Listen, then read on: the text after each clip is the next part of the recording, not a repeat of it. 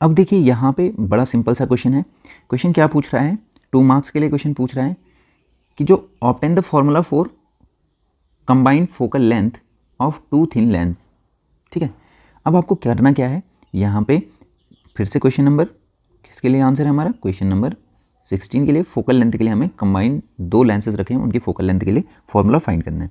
तो आप पहले तो एक डायग्राम बना दीजिए। ये हमारा एक लेंस, थोड़ा सा सही से बना लेते हैं इसको। ये हमारा एक लेंस है, ये हमारा दूसरा लेंस है, ये हमारी प्रिंसिपल एक्सिस है। ओके, यहाँ पे कोई ऑब्जेक्ट रखा हुआ है। ठीक है, तो यहाँ से ऑब्जेक्ट तक के डिस्टेंस को हम क्या बोलेंगे, यू बोलेंगे। ओके, अब क्या सीन है कि यहाँ से कोई रे आई। ठीक है, जाना तो इसे सीधे था, लेकिन रिफ्रैक्शन की वजह से ये क्या हुई, थोड़ा सा बैंड हो गई। ठीक है, क्योंकि डेंसर से रेयरर में जा रही है तो नॉर्मल से दूर हटेगी। ठीक है, अब क्या होगा, फिर यहाँ पे दूसरे वाले लेंस में, ये लेट से लेंस 1 था, ये लेंस 2 था, दूसरे लेंस में फिर से रिफ्रैक्शन होगा। और इसका अब देखो इमेज बनना था पहले वाले केस के लिए, यहाँ पे इसका इमेज बनना था I1, लेकिन दूसरे वाले सरफेस से रिफ्रैक्शन होने की वजह से जो फाइनल इमेज बना वो बना यहाँ पे, दैट इज़ फाइनल I। अब यहाँ से I तक की डिस्टेंस को हम क्या बोलते हैं, इसे बोलते हैं हम V। क्या बोलते हैं, फाइनल इमेज। तो V ये हमारा इमेज तक का डिस्टेंस है। सिमिलरली अगर यहाँ पे ये इमेज बनता तो हम इसे क्या बोलते हैं, V1 बोलते हैं, फर्स्ट वाले लेंस के कारण। ठीक है, बस इतना हमें ध्यान रखना है।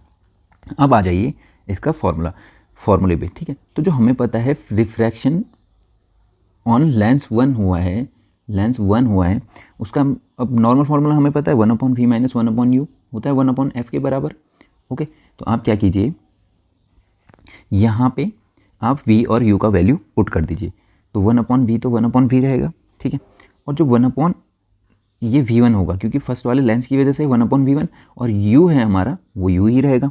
ठीक है, और 1/f1, क्योंकि फोकल लेंथ किसकी बात हो रही है, फर्स्ट लेंस की। सिमिलरली अगर मैं बात करूँ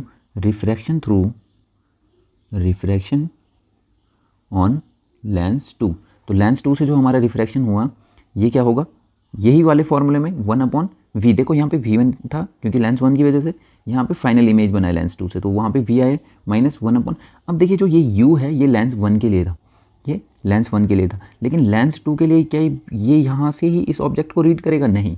इसके लिए क्या होगा, ये v1 को एज ए क्या करेगा, ऑब्जेक्ट u ट्रीट करेगा। तो यहाँ पे याद रखना हमने u की जगह v1 पुट करना है, क्योंकि जो लेंस 1 इमेज बनाएगा वो लेंस 2 के लिए ऑब्जेक्ट की तरह काम करेगा। ओके, और ये किसके बराबर होगा, 1/f2 के बराबर होगा। ओके, तो इसे आप ध्यान रखेंगे। तो ये हो गई आपकी इक्वेशन फर्स्ट, ये हो गई आपकी इक्वेशन नंबर 2।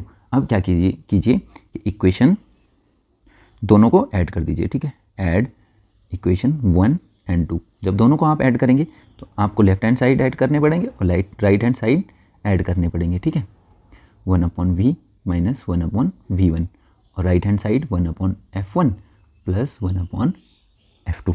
ओके, देखिए यहाँ पे कुछ कट रहा है, 1/v1 यहाँ पे कट रहा है, तो 1/v1 को आप काट दीजिए। ठीक है, बचेगा क्या हमारे पास बचेगा 1/v - 1/u। मैंने इसको प्लस वाले को पहले लिख लिया है, माइनस वाले को, इसमें कोई तो दिक्कत तो नहीं है।